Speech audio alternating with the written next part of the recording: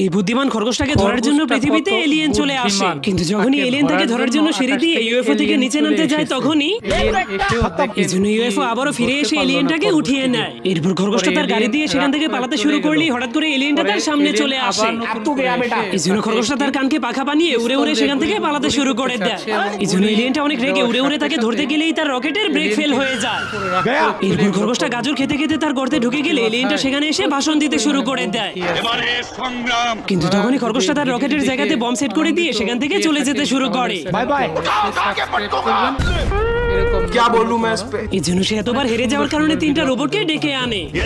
এরপর তাদেরকে এই খরগোশ ধরার মিশন দিয়ে দেয়, যার কারণে খরগোশটা যখনই গোসল করতে যাচ্ছিল তখনই রোবটগুলো তার পিছে পড়ে যায়। এই জন্য সেই পাইপের মধ্যে ঢুকে গেলে রোবটগুলো সেখানে অনেকগুলো বম মেরে দেয়, কিন্তু চালাক খরগোশটা এই সাইড দিয়ে বের হয়ে যায়।